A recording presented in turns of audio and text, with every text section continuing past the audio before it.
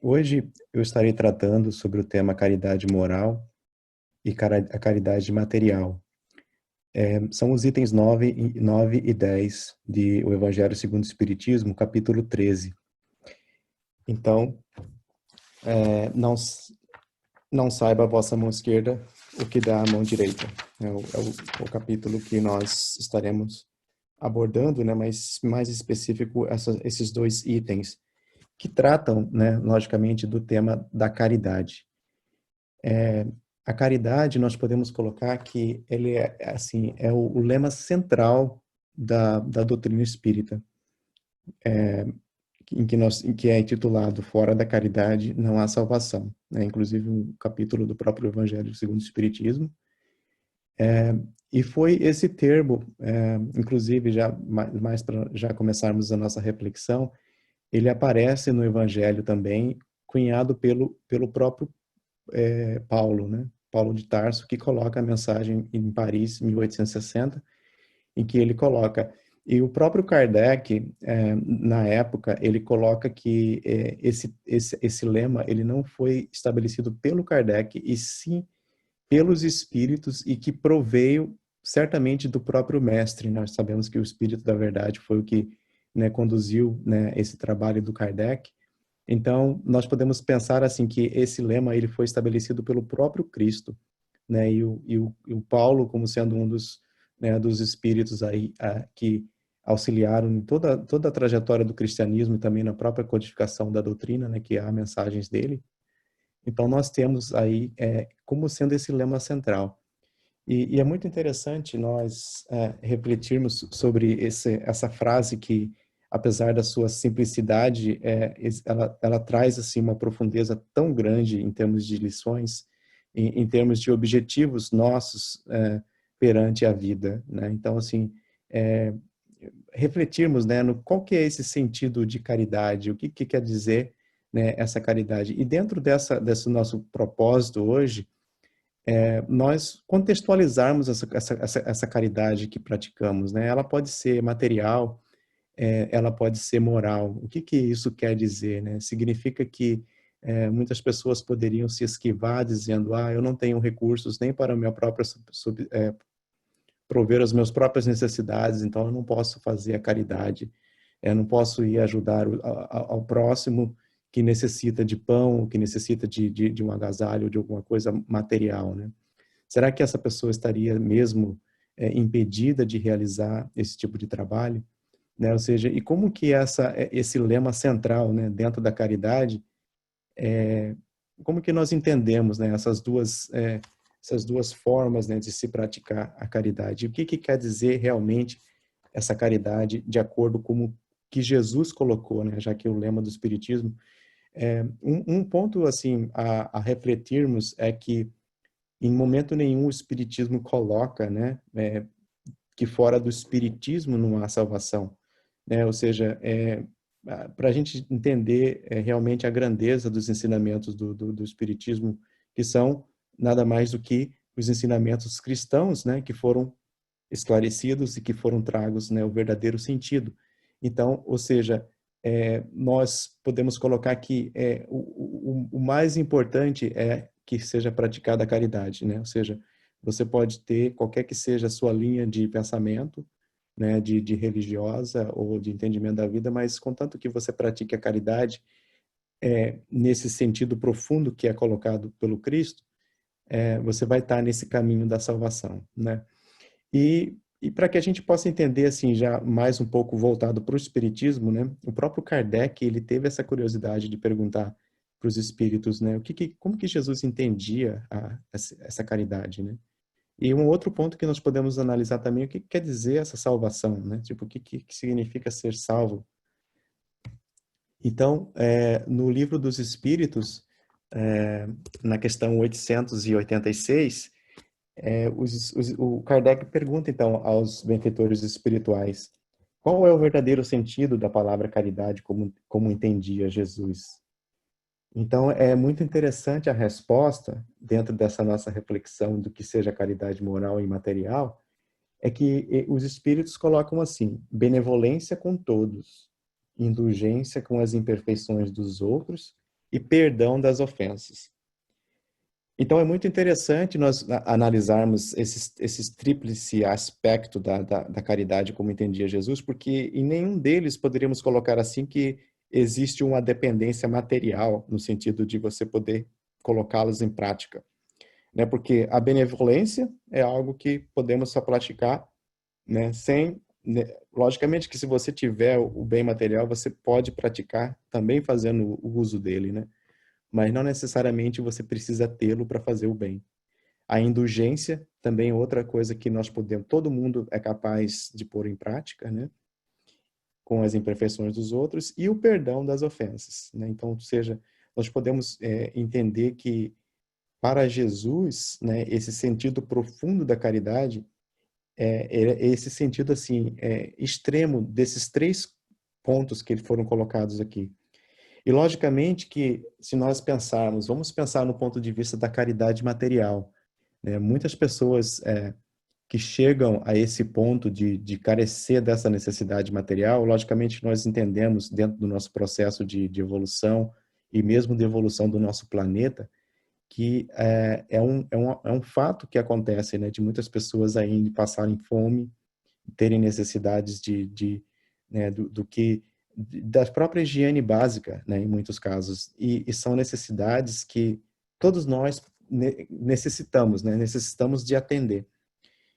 E, inclusive, se nós olharmos para nós mesmos, né, tipo, toda vez quando nós fazemos isso no dia a dia, né, toda vez que nós cuidamos do nosso corpo físico, toda vez que nós, né, nos alimentamos com bastante cautela, né, procurando sempre ter uma alimentação saudável, é uma forma da gente estar fazendo também caridade para com o nosso próprio corpo, né? Então, a gente percebe que, mesmo para conosco mesmo, nós temos que realizar esse processo. Por isso que Jesus colocou, né, amarás ao próximo como a si mesmo, né? A gente já fez várias reflexões sobre isso, mas é uma caridade moral. E muitas pessoas que passam pela necessidade, essa benevolência que está sendo colocada aqui, ela vai certamente procurar atender essa necessidade, porque é uma necessidade básica, que infelizmente a nossa sociedade ainda não foi capaz de erradicar, mas nós atingiremos esse ponto dentro do nosso processo evolutivo, porque é possível que é até aceitável que haja diferença entre sociais entre as pessoas, mas se nós formos pensar numa sociedade justa, o mínimo, né, ou seja, os que tiverem no mínimo, eles têm que ter no mínimo o necessário para a sua subsistência. E a gente vai, logicamente que o próprio ato da caridade, ele vai nos induzir a esse fim, né? Porque cada um de nós, através do nosso trabalho, através do nosso esforço, através da nossa ação comunitária, da nossa ação conjunta, nós vamos criar essa sociedade em que um dia isso vai acontecer.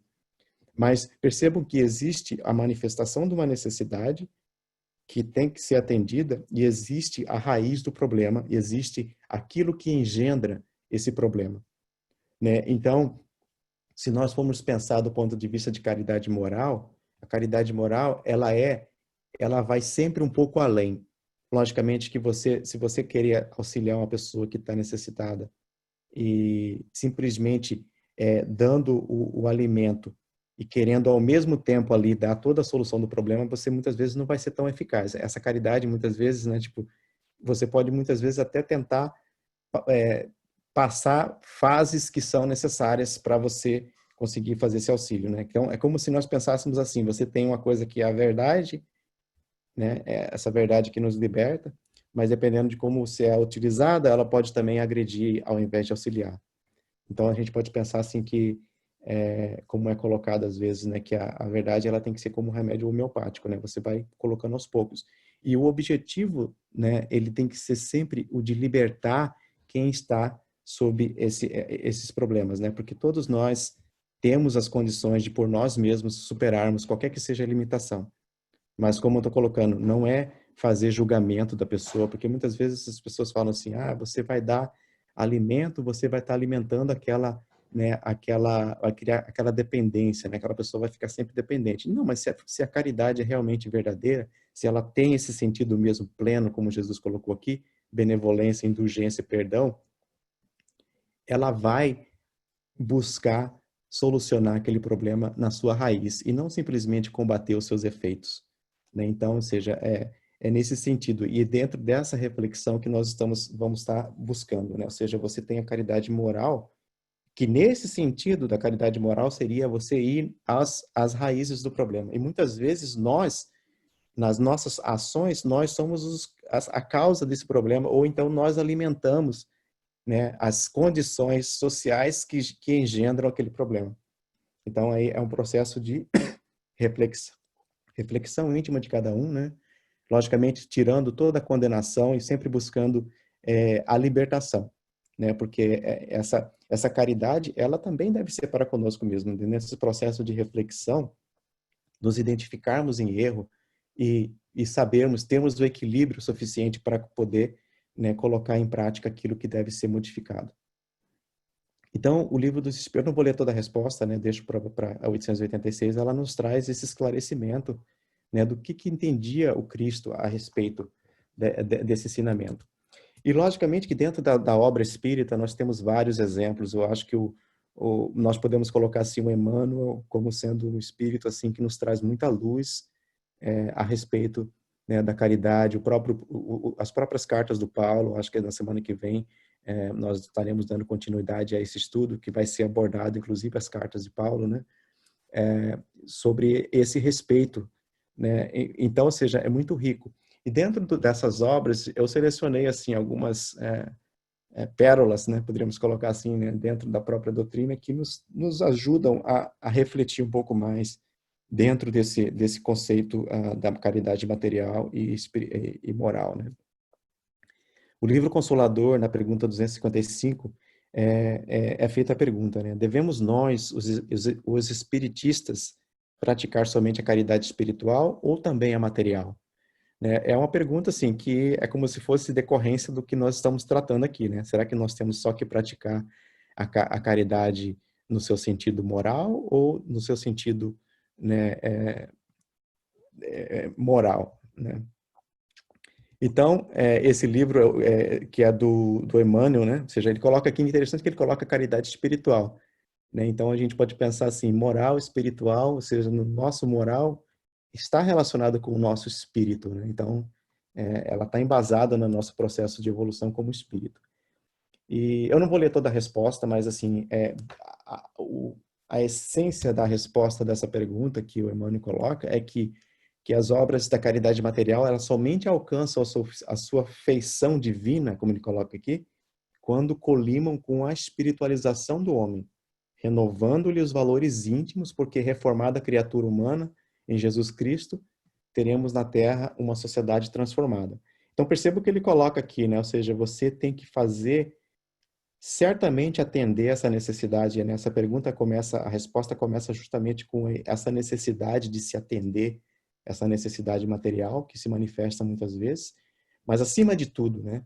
Ela só vai alcançar a sua feição divina quando ela colimar com essa espiritualização da pessoa que está em necessidade, né? De forma que ela se renove, né? E que ela onde o lar genuinamente cristão será naturalmente o asilo de todos os que sofrem, né? Ou seja, podemos perceber aqui que acontece essa transformação moral daquele que está necessitando, né? E nesse processo, logicamente, nós podemos nos colocar nós também como necessitados, porque nós sabemos que pela lei da reencarnação nós podemos, talvez hoje não estar passando por tanta necessidade material, mas podemos vir a estar, né? E é interessante da caridade é que ela, quando nós pensamos em termos de caridade, nós sempre podemos, no sentido assim, escolher aqueles que nós vamos auxiliar, né? Se você for pensar de quem está praticando, mas de quem está sendo auxiliado, você nunca sabe os caminhos que Deus vai usar para auxiliar, né? E muitas vezes nós, ao nos colocarmos nessa disposição de auxiliar, tanto do ponto de vista material quanto espiritual, moral, como é colocado aqui na pergunta, nós estaremos sendo instrumentos de Deus para o amparo daqueles que nos procuram, que estão necessitados. Então, nós podemos colocar assim que a doutrina espírita coloca que fora da caridade não há salvação. É interessante porque a doutrina espírita, ela ela tem esse aspecto do espírito, né, no lado espiritual que a gente do ser, né, que a gente coloca, que ele colocou aqui, ou seja, caridade espiritual. Então, mais um motivo para nós espíritas estarmos cientes de que a nossa ação ela só vai ser efetiva quando nós atingirmos o espírito, né? Logicamente que e não simplesmente condenar, porque muitas vezes aquela pessoa que está necessitada materialmente, ela está cometendo erros ou ela está mesmo em um caminho, mas a gente, como espírito em evolução, nós entendemos essas deficiências, ou seja, essa própria caridade, ela vai dar o apoio e vai auxiliar nessa retomada do caminho, né? Então, ou seja, é esse sentido profundo que a doutrina coloca da, do sentido da caridade, né? E no próprio livro Consolador, na pergunta seguinte a essa, né, é colocado assim, como interpretar a esmola material? E se nós pensarmos assim na nossa sociedade, muitas pessoas até inclusive condenam, né, a esmola. E é muito interessante a resposta que Emmanuel coloca para essa pergunta, né? Como interpretar essa esmola material? Então ele coloca assim que a esmola material, porém, é índice da ausência de espiritualização nas características sociais que a fomentam. Vamos traduzir o que o Emmanuel quis colocar aí, né? Ou seja, a esmola material é índice de ausência de espiritualização. Ou seja, existe uma ausência de espiritualização nas características sociais que a fomentam. Foi o que eu coloquei antes, ou seja, a nossa própria sociedade, por não ter os meios de evitar com que isso aconteça, mas os meios assim caridosos de permitir que, né, as pessoas, por exemplo, que cheguem a esse ponto de necessidade, que elas nem precisassem chegar ao ponto de pedir, em que é como se nós pensássemos assim, a nossa sociedade tivesse assim a sua própria retaguarda para impedir que isso acontecesse, ou seja, que agisse antes de houver a necessidade de alguém pedir a esmola material, né? Ou seja, essa é a minha interpretação, né? Eu peço que vocês também leiam o Consolador, na questão 256. Então ele coloca aqui, né? E é interessante nós refletirmos nisso, né? Ou seja, que é justamente a caridade moral, né? Ou seja, a caridade espiritual. Nós sabemos que tem vários espíritos que reencarnam dentro de processos de provação e eles muitas vezes sucumbem. Nós mesmos estamos dentro desse processo, nós podemos sucumbir. E quando isso acontece, o que deve acontecer dentro de uma sociedade que seja fraterna? Vai haver o amparo, tem que haver esse amparo e impedir com que isso, né, aconteça. Naquele momento de, de fraqueza, de ter o apoio, o suporte, né, para que a pessoa depois possa se restabelecer e por si própria conseguir, porque todos aqueles que buscam, eles acharão, né? Ou seja, no próprio Evangelho nós temos aqui, né? Ou seja, basta você ter essa certeza, essa fé, e por isso que, né, inclusive ontem nós estávamos fazendo essa reflexão no estudo de domingo, né? A fé é um importante componente, a fé, a esperança e a caridade. Porque essa fé é justamente a que vai nos dar essa confiança, essa certeza de que do futuro melhor, ou seja, vai dar a certeza de que esse momento difícil vai ser superado. E ele vai fazer com que a nossa caridade seja também fortalecida, né? Então, nós fazemos essa reflexão dentro do Consolador. E nós podemos pensar assim, dentro dessa proposta, né, da caridade material e espiritual, qual que seria assim o grande exemplo, né? Ou seja, nós iniciamos falando, né, de que Jesus ele veio com, né, na própria doutrina espírita colocar o lema como sendo fora da caridade não há salvação. Mas mesmo antes da doutrina espírita, ele já nos havia apresentado o mesmo conceito. E, e é interessante que a abordagem que eu vou fazer aqui é talvez numa parábola assim bastante conhecida nossa, mas que ela se encaixa muito bem dentro dessa proposta que nós estamos refletindo hoje, que é a parábola do bom samaritano. É uma parábola bastante profunda e que eu vou procurar analisar ela assim dentro do contexto em que foi vivenciado, né? Ou seja, da época. Assim, acho que sempre a gente tem que, quando olha assim essas reflexões dentro da parábola das parábolas de Jesus, a gente tem que contextualizar a época, né? Ou seja, o que é, os símbolos, né? Ou seja, as formas que Jesus utilizou para trazer aquele ensinamento, o que eles representavam. E é interessante que dentro dessa proposta, se a gente analisar quando foi que Jesus colocou, né, a parábola do bom samaritano, foi no momento em que ele estava chegando a Jerusalém, em que o doutor da lei procurou ele. E é interessante se a gente analisa o que aconteceu mesmo naquela trajetória de Jesus, né, que ele passou pela Samaria e foi até Jerusalém. Que nessa trajetória dele, geralmente naquela época, né, as viagens eram bem mais penosas do que hoje, né? Então, as pessoas mandavam algumas pessoas iam na frente, né? Mais ou menos que nem lá na minha região, lá no Pantanal, quando as pessoas estão conduzindo o gado, né? Eles mandam primeiro as pessoas que vão fazer a comida na frente, né? Porque na hora que eles saem mais cedo, param adiante e fazem a comida, né? E aqui, nesse caso do Jesus, eles mandavam as pessoas para preparar para a chegada, né, das outras pessoas, né? Como se falar para as pessoas, nós vamos precisar de hospedagem para 10 pessoas que estão vindo, né? Então tinha alguém sempre ir na frente. E no caso de Jesus, nessa viagem, ele não teve hospedagem pelos samaritanos, né? Samaria era onde estavam a região dos samaritanos. Então ele teve toda essa viagem penosa para chegar até Jerusalém, e quando chegou lá, né, cansado de tudo, ele teve ainda a se deparar com esse doutor da lei, que foi justamente quando foi a passagem dessa passagem dessa parábola, né? Então, ou seja, o contexto era, Jesus tinha acabado de sofrer por conta dos samaritanos, né? Inclusive João, naquela época, eles tinham o ditado de que se isso acontecesse, você poderia até tacar fogo, né, ou pedir a Deus que fosse que os condenasse, né? E o próprio João pergunta a Jesus se ele deveria se isso deveria ser feito. Ele falou que não, que ele veio para libertar as almas, não para matar, né? Tipo, no sentido, né, de amaldiçoar, né? Nesse sentido. Então, dentro desse contexto, é feita a pergunta pelo doutor da lei, né? Então, levantando-se, disse-lhe o doutor da lei para o tentar. Interessante que a passagem ela já coloca que esse doutor da lei ele já veio com essa intenção de tentar Jesus, né? Ou seja, ela é explícita nesse ponto. Mas aparentemente para a gente não parece ter o que está querendo ser, que está tentar aqui nessa a pergunta talvez até que muitos fariam a Jesus, né? Mestre, que preciso fazer para possuir a vida eterna? Uma pergunta assim profunda, né? Em sua significação.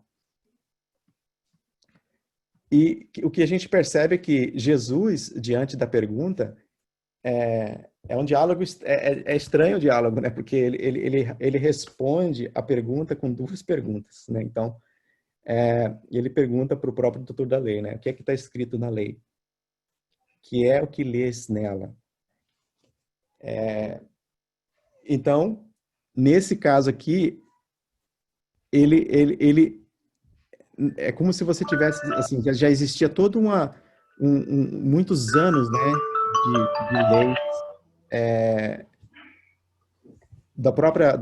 dentro do próprio judaísmo, né, ou seja, que tinha as leis mosaicas da época, e esse doutor da lei, ele era muito inteligente, né, ou seja, ele era conhecedor dessas leis, né. Então, Jesus perguntou a ele, né, qual que era a leitura dele, né, por isso que ele coloca assim, o que é que lês nela, né, ou seja, qual que é o seu entendimento, né, da lei. E aí ele coloca, né, de uma forma muito assim profunda, dois ensinamentos que eram contidos nessa lei, que era sintetizado, né, toda a lei, que ele colocou assim: amarás o Senhor teu Deus de todo o teu coração, de toda a tua alma, com todas as tuas forças e de todo o teu espírito, e a teu próximo como a ti mesmo. Disse-lhe Jesus: respondeste muito bem, faze isto e viverás. Então percebam que ele era conhecedor desses ensinamentos, né? De seja amar a Deus, ao próximo como a si mesmo. E E quando Jesus coloca isso para ele, mas aonde que está a contradição, né? Porque se ele era conhecedor dessa lei, e se ele veio tentar Jesus, né? Assim, a gente começa a perguntar, né? Por que que aconteceu? Aonde que está a tentação nesse caso? Se ele sabia, inclusive, a resposta, né? Mas como em todos os tempos, né? Essas escrituras elas tinham assim dupla interpretação, né? E no caso aqui, o primeiro ensinamento de amar a Deus acima de todas as coisas, de toda a tua alma e todas as suas forças, era algo que eles assim, eles aprendiam isso muito e muito dentro da própria, né, da sua própria religião. Só que essa última parte aqui, né, de amar ao teu próximo como a ti mesmo, existiam na época duas correntes, né?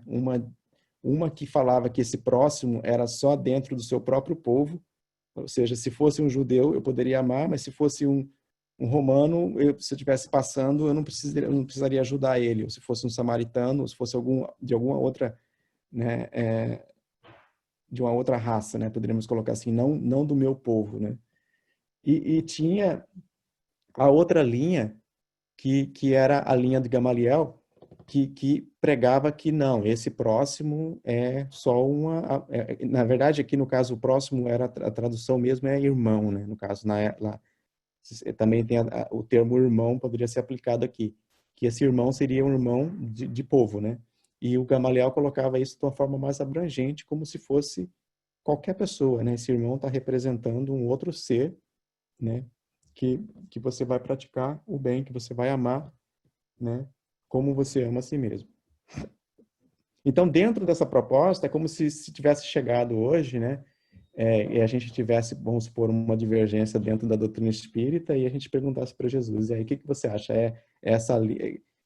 Alguns espíritas acham A e outros espíritas acham B, né? E aí, tipo, qual que vai ser o posicionamento? Então, dentro dessa proposta que foi colocada para ele colocou assim,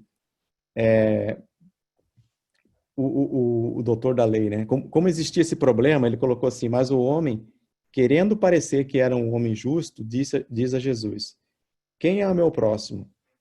E aí foi quando Jesus utiliza, né, dos recursos de parábola, né, de ensinamento profundo, para trazer a resposta a esse questionamento, né? E logicamente que nós estamos falando hoje aqui de caridade moral e caridade material, né? Então, ou seja, se nós pensarmos aqui esse mandamento maior seja um mandamento também que vai levar as pessoas a esse estado de caridade, né? Então, a quem praticar essa caridade, né? E como praticar essa caridade? Como, né? Então, eu acho que a resposta de Jesus agora, ela vai nos trazer assim uma boa exemplificação desse processo, né? E aí ele coloca assim que um homem descia de Jerusalém para Jericó, caiu em poder de ladrões, que o despojaram, cobriram de ferimentos e se foram, deixando o semi-morto. É interessante que a parábola começa colocando que o homem ele descia de Jerusalém, e aquela época era a época de Páscoa, né? Então, provavelmente esse homem daqui é um homem judeu. Mas, assim, não é totalmente claro, mas pelo que está sendo colocado aqui, a gente inclusive vai ver mais à frente que dá a entender isso. E dois pontos importantes aqui é que eles despojaram esse homem, então ele estava praticamente seminu, né, pensando assim, num dia quente, a gente pode imaginar que ele estava todo, né, queimado do sol e ele ficou semi-morto, ou seja, ele estava inconsciente, ou seja, não tinha como ele falar nada, ele estava caído, né, tipo, porque naquela região, se você conversasse com a pessoa, você poderia falar assim, é um samaritano, ele é uma pessoa de tal lugar. Você conseguiria, né, é um romano, você conseguiria identificar, mas ele estava quase semi-morto, então, ou seja, ele provavelmente estava deitado e não dava para identificar o estado dele, né? E aí, continuando, né? Aconteceu em seguida que o sacerdote, descendo pelo mesmo caminho, o viu e passou adiante. Ou seja, o sacerdote estava vindo também de Jerusalém. Ou seja, provavelmente esse sacerdote era um conhecido do doutor da lei, né? Porque eles respeitavam bastante o sacerdote, ele tinha toda uma condição de status na época, né? E em seguida veio um levita, né? O levita que também veio àquele lugar, tendo observado, passou igualmente adiante. É interessante que tanto o sacerdote e o levita trabalhava nos templos, é como se fosse um auxiliar, né, nos templos da época. E aí ele coloca que, então, o samaritano que viajava... Interessante que, ó, o samaritano que viajava, ou seja, o samaritano não estava voltando da festa, ele não estava voltando da celebração, ele estava viajando. E ele chegando ao lugar que jazia aquele homem e tendo visto, foi tocado de compaixão, ou seja, o primeiro sentimento da caridade, ou seja, ele foi tomado de compaixão. E aí depois ele aproximou-se, deu-lhe óleo e vinho nas feridas e as pensou, depois, pondo-se no seu cavalo, levou a uma hospedaria e cuidou dele. É interessante nós pensarmos aqui, ele curou, né? Ou seja, ele atendeu às necessidades materiais, mas ele foi além, né? Ou seja, ele colocou, inclusive, no seu próprio cavalo, e aí e não só isso, ele levou para a hospedaria, ele pernoitou lá, e no outro dia ele ainda, né, tipo, no dia seguinte tirou 2 denários e os deu ao hospedeiro dizendo: trata muito bem deste homem e tudo que despenderes a mais eu te pagarei quando regressar. E o interessante é o seguinte, que ele não só pernotou, mas, tipo, provavelmente quando ele foi embora, ele viu que o homem estava melhor e ele deixou o homem prosseguir pelas suas próprias pernas. Ou seja, ele simplesmente abriu o caminho para ele e deixou que ele prosseguisse. E ele falou que se tivesse mais necessidade ainda, ele depois viria do ponto de vista material, mas que era importante para esse homem aqui, no caso, né? E aí, já para o final, Jesus perguntou para o doutor da lei, desses 3, qual desses 3 te parece ter sido o próximo daquele que caíra em poder dos ladrões? Interessante que Jesus não falou o samaritano era o próximo. Ele perguntou para o doutor da lei para ele tirar pelas suas próprias conclusões. E é interessante que ele colocou assim, se coloca na posição daquela pessoa que estava caída. Né? Quem que te parece ser o próximo daquele que caíra? Né? Então o doutor da lei respondeu, aquele que usou de misericórdia para com ele. Né? Então ele foi até um pouco orgulhoso de não colocar que foi o samaritano. Né? Então ele colocou que aquele que usou de misericórdia para ele, que poderia ser o samaritano ou qualquer outro. E é interessante que eu coloquei no início, né? Jesus chegou, ele tinha recém sofrido com um samaritano, mas aqui quem fez a ação correta foi um samaritano. Então Jesus coloca para ele, então vai e faze o mesmo. Né? Então, ou seja, a profundidade dos ensinamentos de Jesus. Como o nosso tempo já está bem no final, para a gente finalizar, simplesmente assim, uma reflexão dentro da passagem que foi colocada no início, né? Não sei se vocês... eu coloquei uma passagem que eu escolhi, bem relacionada com o tema, mas que eu não tratei muito aqui, mas eu deixei para que a gente pudesse fechar com o último parágrafo, né, da mensagem, depois quem quiser ler novamente, que eu acho que ela fecha bem essa nossa reflexão, que ele coloca assim, antes, porém, da caridade que se manifesta exteriormente nos variados setores da vida, pratiquemos a caridade essencial, sem o que não poderemos efetuar a edificação e a redenção de nós mesmos. Né? O que seria essa caridade essencial, que inclusive é o título da própria mensagem, né? Trata-se da caridade de pensarmos, falarmos e agirmos segundo os ensinamentos do Divino Mestre no Evangelho. É a caridade de vivermos verdadeiramente nele para que ele viva em nós. Sem esta, poderemos levar a efeito grandes serviços externos, alcançar intercessões valiosas em nosso benefício, espalhar notáveis obras de pedra, mas dentro de nós mesmos, nos instantes de supremo testemunho na fé, estaremos vazios e desolados, na condição de mendigos de luz. Então, quão profundo é a mensagem, né? Ou seja, essa caridade essencial que nós poderíamos, que eu acho que dentro da reflexão que nós fizemos, é justamente essa caridade que vai um pouco além, né? Essa caridade que o samaritano fez, ele foi um pouco além de atender simplesmente a necessidade material. E, ou seja, ele vivenciou o que Jesus ensinou, né? Ou seja, de pensar, a caridade de pensar, falar e agir segundo o Mestre. Né? Ou seja, ele fez aquilo que, né, Jesus o faria. Né? E não simplesmente combater os efeitos, mas sim as causas dos problemas. Né? Então, eu acho assim, que é uma mensagem que realmente ela nos traz. Né? Inclusive, ela nos coloca aqui que se nós não fizermos a caridade, só essa caridade exterior, que a gente poderíamos colocar assim, ainda assim nós podemos ter benefícios, mas no momento que nós estivermos no testemunho da fé, ou seja, no momento que passarmos por dificuldades nós mesmos, porque nós também somos carentes né, dessa caridade, ele vai colocar que nós vamos nos deparar na condição de mendigos de luz. Né? Então, é bem profundo isso, e a gente, principalmente com os ensinamentos da doutrina, é uma responsabilidade a mais que nós temos. Então, que Jesus nos abençoe. Então, chegamos aí ao final da nossa reflexão.